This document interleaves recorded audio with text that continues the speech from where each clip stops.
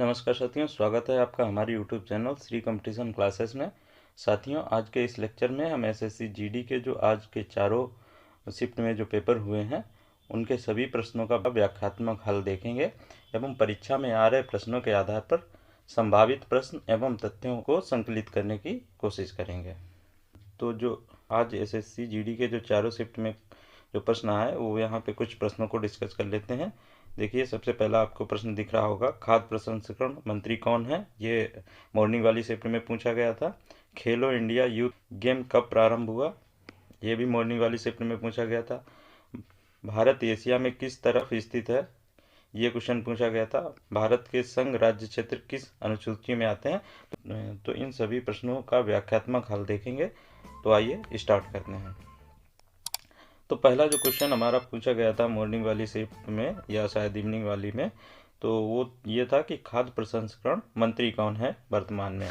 तो इसका आंसर हो जाएगा श्री पशुपत कुमार पारस वर्तमान में खाद्य प्रसंस्करण मंत्री हैं। साथियों, यहाँ पे जो भी नेक्स्ट एग्जाम में आपके मंत्रियों से क्वेश्चन पूछे जाएंगे कि कौन सा मंत्रालय किस मंत्री के पास है, तो यहाँ पे मैंने आपको उपलब्ध करा दिया है। जैसा कि आप देख रहे होंगे, सबसे पहले है रक्षा मंत्रालय, इसके मंत्री कौन है? राजनाथ सिंह। अमित शाह जी के पास कौन सा मंत्रालय है? गृह मंत्रालय एवं सहकारिता मंत्रालय। नितिन गडकरी के पास कौन सा मंत्रालय है? सड़क परिवहन एवं राजमार्ग मंत्रालय। श्री नरेंद्र सिंह तोमर के पास कौन सा मंत्रालय है? कृषि एवं किसान कल्याण मंत्रालय। श्री अर्जुन मुंडा जनजातीय कार्य मंत्रालय इनके पास है। तो इसी प्रकार मैंने सभी मंत्रियों के पास जो जो मंत्रालय हैं इनका आपको यहाँ पे कंपाइलेशन दे दिया है।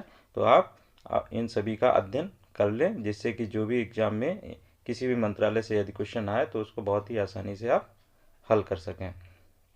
आइए चलते हैं नेक्स्ट प्रश्न की ओर। नेक्स्ट प्रश्न पूछा गया था, खेलो इंडिया यूथ गेम 2018 कहाँ प्रारंभ हुए? तो ये 2018 का पूछ लिया है कि खेलो इंडिया यूथ गेम 2018 कहाँ प्रारंभ हुए थे। तो इसका आंसर हो जाएगा नई दिल्ली में, इंदिरा गांधी इंडोर स्टेडियम में इसका आयोजन किया गया था। दूसरे संस्करण यानी खेलो इंडिया यूथ गेम के दूसरे संस्करण का आयोजन महाराष्ट्र में 9 जनवरी से 20 जनवरी 2019 में आयोजित किया गया था। तो दूसरा हो गया महाराष्ट्र में। अब देखते हैं कि खेलो इंडिया यूथ गेम्स का तीसरा संस्करण 2020 में गुवाहाटी असम में आयोजित किया गया था। और पांचवा खेलो इंडिया यूथ गेम 2023 में कहाँ आयोजित होगा? ये होगा मध्य प्रदेश में। ये आपके लिए इम्पोर्टेंट है, आपके एग्जाम में पूछा जा सकता है, इसलिए आप इसको नोट डाउन कर लें या याद कर लें। अब कुछ इससे रिलेटेड इम्पोर्टेंट फैक्ट्स देख लेते हैं। खेलो इंडिया यूथ गेम्स की मेजबानी करने वाला मध्य प्रदेश 5वां राज्य होगा। खेलो इंडिया यूथ गेम का मुख्यालय कहाँ है? नई दिल्ली में। खेलो इंडिया यूथ गेम में कितने गेम शामिल किए जाएंगे या कितने गेम शामिल हैं? 16 गेम। खेलो इंडिया यूथ गेम 2022 का इसका आयोजन कहाँ हुआ? पंचकुला में, चौथा वाला था। खेलो इंडिया यूथ गेम 2022 का शुभंकर क्या है? बीरा, एक हाथी था। ठीक है। पहला खेलो इंडिया यूथ गेम कहाँ आयोजित हुआ? दिल्ली में 2018।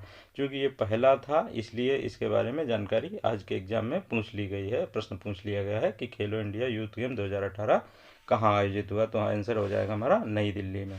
नेक्स्ट क्वेश्चन देखते हैं कि इनमें से कौन सी जनजाति नागालैंड में पाई जाती है।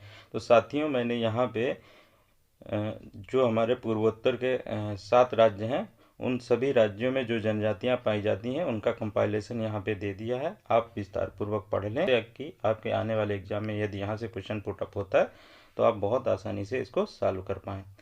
तो यहाँ पूछा गया था कि नागालैंड में, तो शायद ऑप्शन में चंगलो एक जनजाति थी, वो यहाँ निवास करती है। कहाँ? नागालैंड में। इसी प्रकार असम और नागालैंड में कौन कौन सी जनजातियां निवास करती हैं? बोडो है, गारो, खासी, कुकी, मिजो, मिकिर, रेंगमा, ये वहाँ की स्थानीय पहाड़ियाँ के भी नाम है और इन्हीं जनजातियों के नाम पे उनका नाम रखा गया है।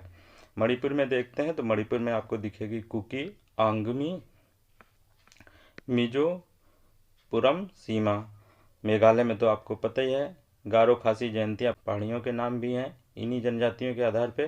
त्रिपुरा में आपकी लुसई है, भूटिया है, मुंडा है, संथाल है, भील है, ये इंपॉर्टेंट जनजातियां हैं। अरुणाचल प्रदेश में आपको देखने को मिलेगी अबोर, ठीक है, डपला, खोबा, मिसाम, मिसमी। इस प्रकार आप एग्जाम देने से पहले इन्हें देख लीजिएगा, जिससे कि यदि यहाँ से क्वेश्चन पुट अप होता है तो आप क्वेश्चन को आसानी से सॉल्व कर पाएँ। नेक्स्ट क्वेश्चन देखते हैं। नेक्स्ट क्वेश्चन पूछा गया था आज के पेपर में कि लाल वाल पाल में से कौन संबंधित नहीं है। तो ऑप्शन तो यहाँ पे क्लियर नहीं हो पाए जो स्टूडेंट्स ने बताया, लेकिन लाल बाल पाल का अर्थ मैं बताया दे रहा हूँ। लाल का अर्थ है लाला लाजपत राय से, बाल का अर्थ यहाँ पे है बाल गंगाधर तिलक से, और पाल पाल का अर्थ यहाँ पे है बिपिन चंद्र पाल से। तो इनको सम्मिलित रूप से लाल बाल पाल के नाम से जाना जाता है।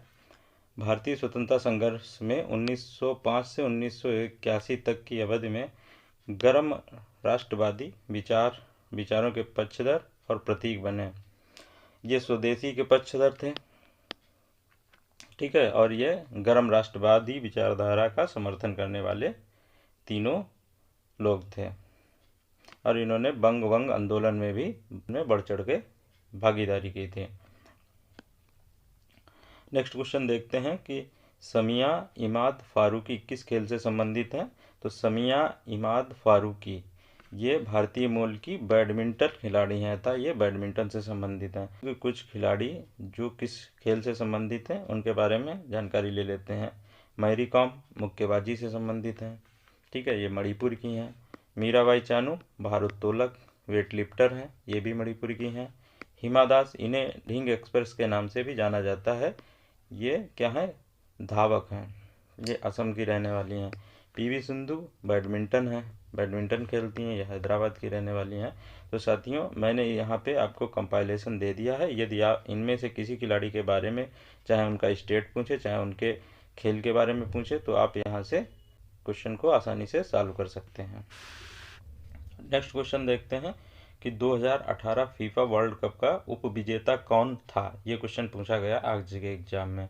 तो जो 2018 फीफा वर्ल्ड कप मॉस्को के लुझनिकी स्टेडियम में हुआ था फाइनल इसका, तो ये फ्रांस ने 4-2 से जीता था क्रोएशिया को हरा के। तो उप विजेता यहाँ पे हो जाएगा हमारा क्रोएशिया। अब देख लेते हैं कि फीफा वर्ल्ड कप 2022 का आयोजन कहाँ हुआ, कतर में हुआ। ये भी एक इम्पॉर्टेंट फैक्ट है आपके एग्जाम की दृष्टि से, अतः आप इसको याद कर लें। इसमें विजेता कौन रहा था, इसमें अर्जेंटीना विजेता रहा था, और उप विजेता कौन रहा था, फ्रांस रहा था। अब देखते हैं कि फीफा वर्ल्ड कप 2026 का आयोजन कहाँ किया जाएगा। तो फीफा वर्ल्ड कप 2026 का आयोजन यूएसए में, कनाडा में और मैक्सिको में संयुक्त रूप से किया जाएगा। फीफा का नया अध्यक्ष किसे चुना गया है, तो ये आंसर हो जाएगा हमारा Gianni Infantino, Gianni Infantino. Next question देखते हैं, रणजी ट्रॉफी का विजेता सबसे अधिक बार कौन रहा है। ये क्वेश्चन आज के एग्जाम में पूछा गया था। तो इसका आंसर हो जाएगा मुंबई। मुंबई रणजी ट्रॉफी को सबसे अधिक बार जीता है, ठीक है। 2021-22 का विजेता कौन रहा है, मध्य प्रदेश, और उप विजेता कौन रहा है, मुंबई, ठीक है। तो ये इसके कुछ अन्य इम्पोर्टेंट फैक्ट थे जो मैंने आपको बता दिए हैं। नेक्स्ट क्वेश्चन देखते हैं, राज्य हड़प नीति के तहत विलय किया गया पहला राज्य कौन सा था। तो राज्य हड़प नीति के तहत विलय किया गया पहला राज्य हमारा सतारा था, 1848 में इसका विलय हुआ था।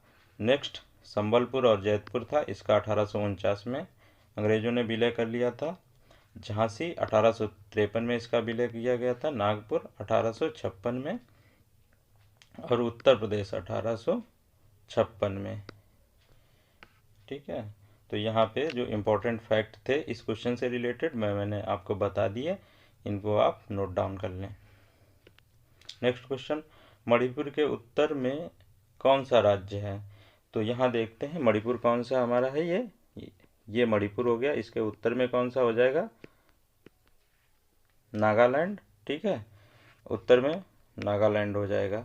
दक्षिण में मिजोरम ये वाला, पश्चिम में असम, और पूरब में इसकी सीमा म्यांमार से लगती है। तो क्वेश्चन पूछा गया था मणिपुर के उत्तर में कौन सा है, तो मणिपुर के उत्तर में नागालैंड है, और इसके उत्तर दक्षिण पूर्व पश्चिम भी मैंने जो भी स्टेट्स थे वो बता दिए, जिससे कि आगे वाले एग्जाम में यदि क्वेश्चन यहाँ से पुटअप होता है तो आप आसानी से सॉल्व कर लें।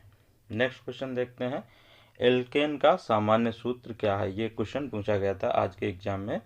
तो एल्केन का सामान्य सूत्र क्या हो जाएगा, CnH2n+2 होता है। n क्या है, यहाँ कार्बनिक परमाणुओं की संख्या है, ठीक है। इसी प्रकार एल्कीन का क्या हो जाएगा, CnH2n होता है। एल्काइन का CnH2n-2 होता है।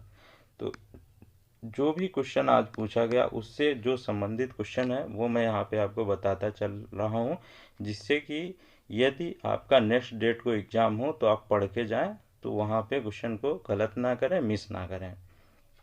नेक्स्ट क्वेश्चन देखते हैं, स्टार्टअप इंडिया योजना कब शुरू की गई। तो स्टार्टअप इंडिया योजना कब शुरू की गई, ये शुरू की गई 16 जनवरी 2016 को। किस मंत्रालय से संबंधित है स्टार्टअप इंडिया, ये मंत्रालय आपका हो जाएगा वाणिज्य और उद्योग मंत्रालय। विभाग कौन सा हो जाएगा, उद्योग और आंतरिक व्यापार को बढ़ावा देने के लिए विभाग। किसके द्वारा लॉन्च की गई, तो आंसर हो जाएगा हमारा अरुण जेटली, जो कि भारत के पूर्व वित्त मंत्री थे, उनके द्वारा ये लॉन्च की गई थी। अब देख लेते हैं कि और कौन कौन सी योजनाएं हैं जो एग्जाम की दृष्टि से महत्वपूर्ण है, पूछी जा सकती हैं नेक्स्ट एग्जाम में। तो जनधन सुरक्षा योजना कब स्टार्ट की गई थी, ये 9 मई 2015 को। प्रधानमंत्री जीवन ज्योति बीमा योजना, ये भी 9 मई 2015 को। प्रधानमंत्री सुरक्षा बीमा योजना, ये भी 9 मई 2015 को। अटल पेंशन योजना 9 मई 2015 को। स्टैंड अप योजना 5 अप्रैल 2016 को शुरू की गई थी। प्रधानमंत्री कृषि सिंचाई योजना 2015 में। प्रधानमंत्री फसल बीमा योजना कब शुरू की गई, 13 जनवरी 2016 को। ये इम्पॉर्टेंट है नीचे वाली दोनों, प्रधानमंत्री कृषि सिंचाई योजना, क्योंकि ये खूब पूछी जाती है एग्जाम में, और पहला ये जनधन सुरक्षा योजना 9 मई 2015, ठीक है। तो यहाँ पे जो भी इस क्वेश्चन से रिलेटेड इम्पोर्टेंट फैक्ट थे वो आपको उनके संबंध में जानकारी दे दी गई है। आप चाहे नोट कर लें या याद कर लें, या वीडियो को दोबारा देख लें या पॉज करके देख लें, ठीक है। बढ़ते हैं नेक्स्ट क्वेश्चन की ओर। तो नेक्स्ट क्वेश्चन है हमारा, FATF का नया अध्यक्ष किसे चुना गया है। तो FATF का नया अध्यक्ष, यानी FATF की फुल फॉर्म पहले देखते हैं। FATF की फुल फॉर्म होती है फाइनेंशियल एक्शन टास्क फोर्स। तो यहाँ पे नया अध्यक्ष किसे चुना गया है, ये सिंगापुर के T राजा कुमार को, ठीक है, चुना गया है FATF का नया अध्यक्ष। ये किससे संबंधित संस्था है, मनी लॉन्ड्रिंग रोधी निगरानी संस्था है ये, ठीक है। मनी लॉन्ड्रिंग को रोकती है, उसके ऊपर निगरानी रखती है। इन्होंने किसका स्थान लिया, इससे पहले कौन थे, इससे पहले मार्कस प्लियर थे। मार्कस प्लियर का इन्होंने स्थान लिया है, और अब वह अगले 2 वर्षों तक इस पद पर कार्यरत रहेंगे, ठीक है। नेक्स्ट क्वेश्चन देखते हैं। नेक्स्ट क्वेश्चन है, कोशिका भित्ति की थैली किसमें पाई जाती है। कोशिका भित्ति की थैली किसमें पाई जाती है, तो आंसर हो जाएगा हमारा पादप कोशिका में कोशिका भित्ति की थैली पाई जाती है, क्योंकि जंतु कोशिका में कोशिका भित्ति नहीं पाई जाती है, ठीक है। नेक्स्ट क्वेश्चन है, मिस इंडिया 2022 कौन है, ये सिनी शेट्टी है कर्नाटक की। नेक्स्ट क्वेश्चन, प्रथम भारतीय महिला जिसने ओलंपिक में मेडल जीता। तो यहाँ पे प्रथम महिलाओं से रिलेटेड जो भी फैक्ट है वो मैंने यहाँ पे उपलब्ध करा दिए हैं। तो जो क्वेश्चन पूछा गया है, प्रथम भारतीय महिला जिसने ओलंपिक में मेडल जीता, तो इसका आंसर हो जाएगा कर्णम मल्लेश्वरी, ठीक है। 27वें ओलंपिक में इन्होंने पदक प्राप्त किया था। तो यहाँ पे और देख लेते हैं इस क्वेश्चन से रिलेटेड फैक्ट। प्रथम महिला IPS कौन है, श्रीमती किरण बेदी। प्रथम महिला IAS कौन है, श्रीमती अन्ना हजारे। भारत रत्न से सम्मानित प्रथम महिला कौन है, श्रीमती इंदिरा गांधी। विश्व सुंदरी का खिताब जीतने वाली प्रथम भारतीय महिला कौन है, श्रीमती रीता फारिया। अंतरिक्ष में जाने वाली प्रथम भारतीय मूल की महिला कौन है, श्रीमती कल्पना चावला। तो इस प्रकार से जो भी प्रथम महिला थी इम्पोर्टेंट, वो मैंने यहाँ पे आपके साथ डिस्कस कर ली है। तो आप इनको चाहें तो नोट डाउन कर लें या फिर रिमेंबर कर लें। बढ़ते हैं अगले क्वेश्चन की ओर। अगला क्वेश्चन हमारा जो आज के एग्जाम में पूछा गया वो ये है, मौर्य वंश का अंतिम शासक कौन था? मौर्य वंश का अंतिम शासक कौन था? तो मौर्य वंश का अंतिम शासक बृहद्रथ था। अब यहाँ पे अन्य राजवंशों के जो अंतिम और संस्थापक शासक हैं उनके बारे में डिस्कस कर लेते हैं। तो नंद वंश के संस्थापक कौन था? महापद्म नंदी या महापद्म नंद। ठीक है, अंतिम शासक इसका कौन था? घनानंद। गुप्त वंश का संस्थापक कौन था? चंद्रगुप्त मौर्य। अंतिम शासक इसका कौन था? अंतिम महान शासक, तो ये आंसर हो जाएगा हमारा स्कंदगुप्त। शुंग वंश का संस्थापक कौन था? पुष्यमित्र शुंग। अंतिम शासक कौन था इसका? देवभूमि, अंतिम महान शासक। सतवाहन वंश का संस्थापक कौन था? सिमुख था। ठीक है, इसका अंतिम यज्ञ सतकर्णी, अंतिम महान शासक था। वातापी के चालुक्य वंश का संस्थापक कौन था? पुलकेशिन प्रथम। अंतिम शासक इसका था कीर्तिवर्मन चालुक्य। चोल वंश का संस्थापक कौन था? विजयालय। और अंतिम इसका शासक कौन था? अथिराजेंद्र। राष्ट्रकूट वंश का संस्थापक कौन था? दंतीदुर्ग। ठीक है, अंतिम शासक इसका कौन था? इंद्र चतुर्थ। सोलंकी वंश का संस्थापक मूलराज प्रथम। गुलाम वंश का संस्थापक कुतुबुद्दीन ऐबक। अंतिम शासक इसका हो जाएगा कैकूबाद। ठीक। खिलजी वंश का संस्थापक कौन है? जलालुद्दीन खिलजी। अंतिम शासक इसका खुसरो खां। तुगलक वंश का संस्थापक गयासुद्दीन तुगलक। अंतिम शासक कौन है? फिरोज शाह तुगलक। लोधी वंश का संस्थापक बहलोल लोधी। अंतिम शासक इब्राहिम लोधी। मुगल वंश का संस्थापक बाबर। अंतिम शासक बहादुर शाह। नेक्स्ट क्वेश्चन है हमारा, गुजरात के वर्तमान मुख्यमंत्री कौन है? तो गुजरात के वर्तमान मुख्यमंत्री श्री भूपेंद्र पटेल जी हैं। और यहाँ के राज्यपाल कौन है? श्री आचार्य देवव्रत सिंह। और ये भी क्वेश्चन आया था आज के एग्जाम में कि दिल्ली के मुख्यमंत्री कौन है? तो दिल्ली के मुख्यमंत्री हो जाएगा आंसर हमारा श्री अरविंद केजरीवाल। और यहाँ के जो गवर्नर हैं उपराज्यपाल विनय कुमार सक्सेना जी हैं। ठीक है, इस संदर्भ में देखते हैं कि पिछले एग्जाम्स में भी कई स्टेट्स के मुख्यमंत्रियों के बारे में पूछा गया है और नेक्स्ट एग्जाम में भी पूछा जाता रहेगा। इसलिए जो भी हमारे स्टेट्स हैं उनके मुख्यमंत्री और गवर्नर यानी कि राज्यपाल देख लेते हैं। तो असम के मुख्यमंत्री वर्तमान में कौन है? श्री हेमंत विश्व शर्मा। राज्यपाल यहाँ के हैं प्रोफेसर जगदीश मुखी। आंध्र प्रदेश के मुख्यमंत्री कौन है? श्री वाई.एस. जगमोहन रेड्डी। यहाँ के राज्यपाल कौन है? श्री विश्वभूषण हरिचंदन। उत्तर प्रदेश के श्री योगी आदित्यनाथ। यहाँ के राज्यपाल कौन है? श्री आनंदीबेन पटेल। ये भी पूछा गया है आज के एग्जाम में क्वेश्चन, उत्तर प्रदेश के मुख्यमंत्री कौन है। नेक्स्ट उत्तराखंड। उत्तराखंड के मुख्यमंत्री कौन है? श्री पुष्कर धामी। यहाँ के गवर्नर कौन है? Lieutenant general Gurmeet Singh. उड़ीसा के मुख्यमंत्री कौन है? श्री नवीन पटनायक। और यहाँ के जो राज्यपाल हैं वो हैं प्रोफेसर गणेशी लाल। केरल के मुख्यमंत्री कौन है? श्री पिनरई विजयन। यहाँ के राज्यपाल श्री आरिफ मोहम्मद खान। कर्नाटक के मुख्यमंत्री श्री बासवराज बोम्मई। और यहाँ के राज्यपाल श्री थावरचंद गहलोत। तो इस प्रकार से यहाँ पे पूरी लिस्ट दी गई है स्टेट्स के मुख्यमंत्री और वहाँ के राज्यपाल। तो आप एक बार देख लें, पढ़ लें, अच्छे से समझ लें, जिससे कि नेक्स्ट एग्जाम में किसी भी स्टेट का यदि मुख्यमंत्री पूछे या गवर्नर पूछे तो आप आसानी से वहाँ पे प्रश्न का उत्तर दे पाएँ। तो बढ़ते हैं नेक्स्ट प्रश्न की ओर। नेक्स्ट जो हमारा आज के एग्जाम में क्वेश्चन पूछा गया वो है, दूसरी पंचवर्षीय योजना कब लागू की गई? ठीक है, तो सबसे पहले देखते हैं कि पंचवर्षीय योजना स्टार्ट कब हुई। तो 9 जुलाई 1951 को प्रथम पंचवर्षीय योजना प्रारंभ की गई थी। और इसको किसने प्रारंभ किया? प्रधानमंत्री जवाहरलाल नेहरू द्वारा प्रारंभ किया गया था। और इसके संचालन के लिए योजना आयोग का गठन कब किया गया? 1950 में। ये इम्पोर्टेंट फैक्ट है, आप इसको नोट डाउन कर लें। वर्ष 1951 से 2017 तक भारतीय अर्थव्यवस्था का जो मॉडल था वो पंचवर्षीय योजनाओं पर आधारित था। 2017 के पश्चात नीति आयोग आया और पंचवर्षीय योजनाओं को समाप्त कर दिया गया। तो वर्ष 2015 में योजना आयोग के स्थान पर नीति आयोग का गठन हुआ। अब देखते हैं प्रथम पंचवर्षीय योजना किस मॉडल पर आधारित थी। तो ये हैरोल्ड डोमर मॉडल पर आधारित थी और इसमें मुख्य रूप से कृषि क्षेत्र पर ध्यान दिया गया था। इम्पोर्टेंट फैक्ट है। द्वितीय पंचवर्षीय योजना कब स्टार्ट की गई?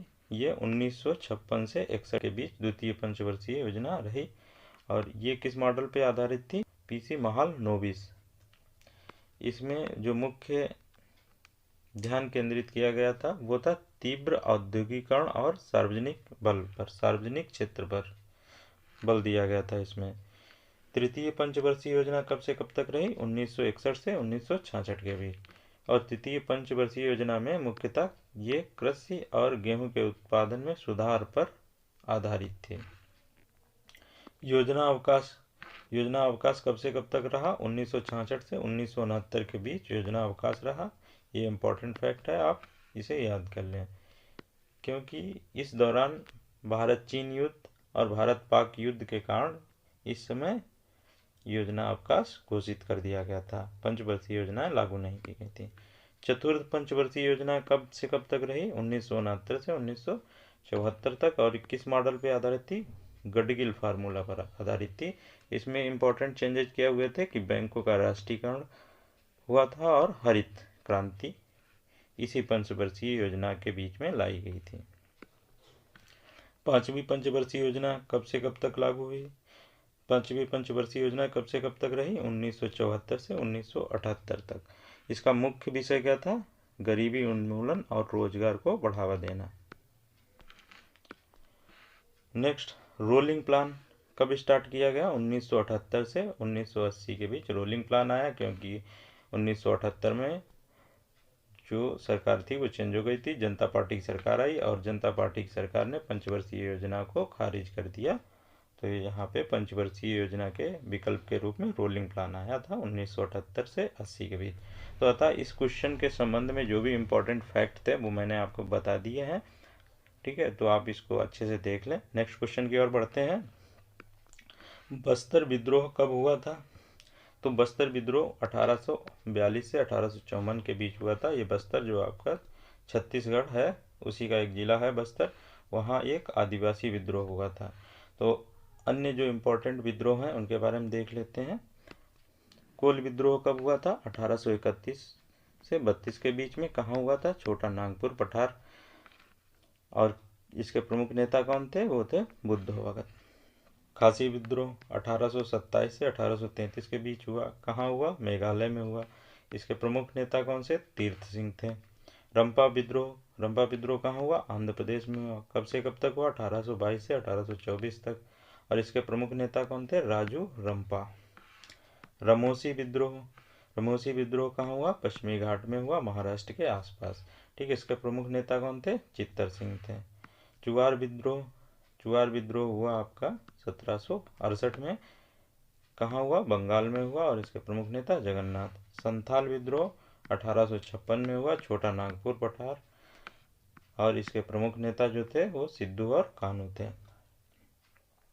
तो यहाँ पे कुछ इम्पोर्टेंट जो विद्रोह थे जो 1857 की क्रांति से पहले घटित हुए थे उनके बारे में हमने जानकारी ली। आइए अब चलते हैं नेक्स्ट प्रश्न की ओर। नेक्स्ट क्वेश्चन जो आज के एग्जाम में पूछा गया था वो था हमारा सोडियम किसमें संरक्षित किया जाता है? तो आंसर हो जाएगा हमारा कोरोसिन। यहाँ पे कुछ और इम्पोर्टेंट क्वेश्चन जो रसायन विज्ञान से यानी केमिस्ट्री से एग्जाम में संभावित प्रश्न हो सकते हैं तो उनके बारे में डिस्कस कर लेते हैं। तो सबसे पहला प्रश्न है हमारा, रसोई गैस एलपीजी किसका मिश्रण है? यानी कि बेसिकली पूछा है एलपीजी किसका मिश्रण है। तो जो रसोई में जो गैस प्रयोग की जाती है एलपीजी वो ब्यूटेन और प्रोपेन का मिश्रण है। इम्पोर्टेंट फैक्ट है। वह धातु जिसका गलनांक इतना कम है कि वह हाथ में ही पिघल जाती है, तो वो धातु है गैलियम। नेक्स्ट, कृत्रिम वर्षा कराने के लिए किसका प्रयोग किया जाता है?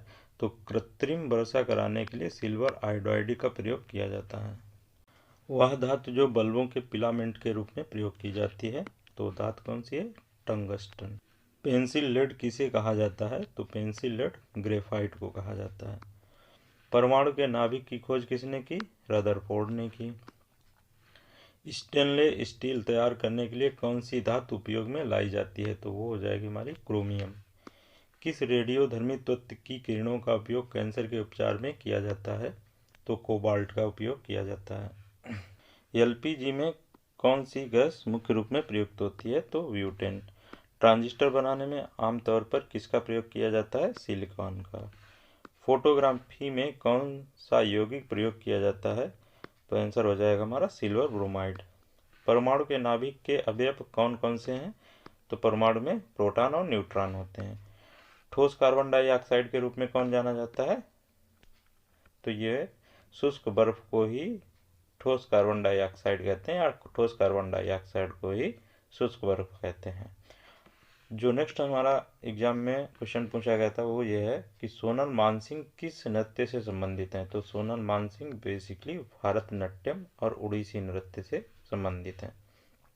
Next question, Eden garden stadium कहाँ है? तो आंसर हो जाएगा हमारा कोलकाता।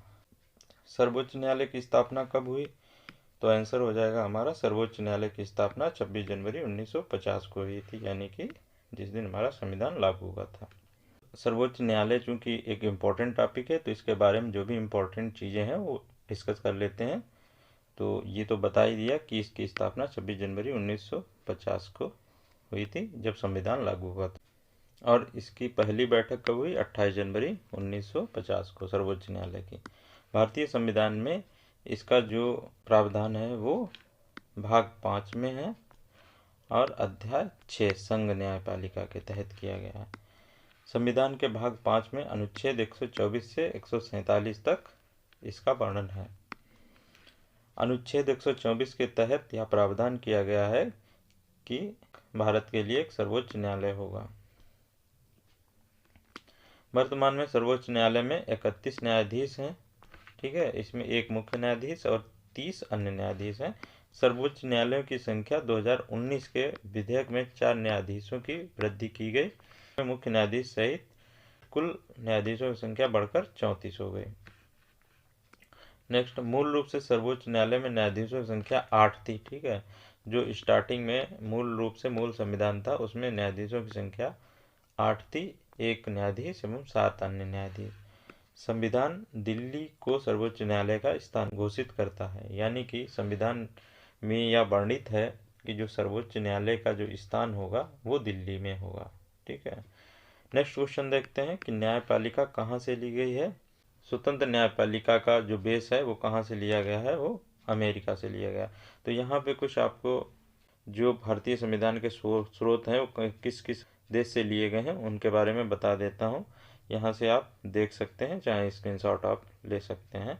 तो ये जर्मनी से आपात उपबंध लिए गए हैं, रूस से मूल कर्तव्य, अमेरिका से प्रस्तावना के शब्द यानी हम भारत के लोग, ठीक। स्वतंत्र न्यायपालिका, न्यायिक पुनरीक्षण सर्वोच्च न्यायालय, ठीक है। राष्ट्रपति कार्यपालिका का प्रमुख और उपराष्ट्रपति उच्च सदन का पदेन अधिकारी होगा। ये लोक जनहित याचिका ये अमेरिका से ली गई है। इस प्रकार दक्षिण अफ्रीका से संविधान संशोधन, ठीक। ऑस्ट्रेलिया से समवर्ती सूची, प्रस्तावना की विशिष्ट भाषा ऑस्ट्रेलिया से ली गई। आयरलैंड से राज्य के नीति निदेशक तत्व, राष्ट्रपति का निर्वाचन। फ्रांस से गणतंत्र व्यवस्था, स्वतंत्रता, समानता एवं बंधुत्व, ये इम्पोर्टेंट है। स्वतंत्रता, समानता एवं बंधुत्व पूछ लिया जाता है कि किस क्रांति की देन है, तो ये फ्रांस से हो जाएगा। नेक्स्ट क्वेश्चन पूछा गया था कि पानीपत का पहला युद्ध कब हुआ था। तो पानीपत का पहला युद्ध, प्रथम युद्ध कब हुआ था? 1526 में मुगल शासक बाबर और इब्राहिम लोदी के बीच हुआ था, ठीक है। अब नेक्स्ट इसी क्वेश्चन से संबंधित जो हमारे इम्पोर्टेंट फैक्ट हैं उनको देख लेते हैं। तो देखते हैं तराइन का प्रथम युद्ध कब हुआ। 1191 में मोहम्मद गोरी और पृथ्वीराज चौहान के बीच में हुआ। इसमें चौहान की विजय हुई थी। द्वितीय तराइन का युद्ध कब हुआ। 1192 में गौरी और पृथ्वीराज चौहान के बीच, इसमें मोहम्मद गोरी की विजय हुई थी। चंदावर का युद्ध 1194 में हुआ था, मोहम्मद गौरी और जयचंद के बीच में। खानवा का युद्ध 1527 में बाबर ने राणा संगा को पराजित किया था। घाघरा का युद्ध 1529 में बाबर ने महमूद लोदी के नेतृत्व में अफगानों को हराया था। चौसा का युद्ध 1539 में शेर शाह सूरी ने हुमायूं को हराया था। कन्नौज का युद्ध 1540 में हुआ, इसमें शेर शाह सूरी ने हुमायूं को हराया था। पानीपत का द्वितीय युद्ध 1556 में, इसमें अकबर और हेमू के बीच हुआ था। यह अकबर और हेमू के बीच हुआ था। तालीकोटा का युद्ध 1556 में, ठीक है। हल्दी घाटी का युद्ध 1576 में अकबर और राणा प्रताप के बीच हुआ था, इसमें राणा प्रताप की हार हुई थी। प्लासी का युद्ध 1757 में अंग्रेजों और सिराजुद्दौला के बीच में हुआ था, जिसमें अंग्रेजों की विजय हुई थी। बांडीवास का युद्ध 1760 में अंग्रेजों और फ्रांसीसियों के बीच, जिसमें फ्रांसीसियों की हार हुई थी। पानीपत का तृतीय युद्ध 1761 में अहमद शाह अब्दाली और मराठों के बीच, जिसमें फ्रांसीसियों की हार हुई थी। बक्सर का युद्ध अंग्रेजों और शुजाउद्दौला, मीर कासिम एवं शाह आलम द्वितीय की संयुक्त सेना के बीच हुआ था, जिसमें अंग्रेजों की विजय हुई थी। तो जो भी इम्पोर्टेंट युद्ध थे वो मैंने डिस्कस कर लिए। इनको आप एक बार देख लें सही से, जिससे कि आगे आने वाले एग्जाम्स में से यानी यदि इन युद्धों में से कोई युद्ध पूछा जाता है तो आप उसका सही जवाब दे पाएँ। नेक्स्ट क्वेश्चन देखते हैं। शुंग वंश का संस्थापक कौन था। तो आंसर हो जाएगा हमारा पुष्यमित्र शुंग। अब ये क्वेश्चन मैंने वहाँ पे भी डिस्कस किया था जहाँ पे राजवंशों के संस्थापक और अंतिम संस्थापक के बारे में चर्चा की थी। नेक्स्ट क्वेश्चन हमारा पूछा गया था बेसबॉल के नेट की ऊंचाई कितनी होती है। तो आंसर हो जाएगा 10 फुट या 3.08 मीटर। इसमें खिलाड़ी कितने होते हैं। एक टीम में 9 खिलाड़ी होते हैं। ठीक है साथियों, आज के लेक्चर में इतना ही। मिलते हैं नेक्स्ट वीडियो में, तब तक के लिए नमस्कार, बहुत बहुत धन्यवाद।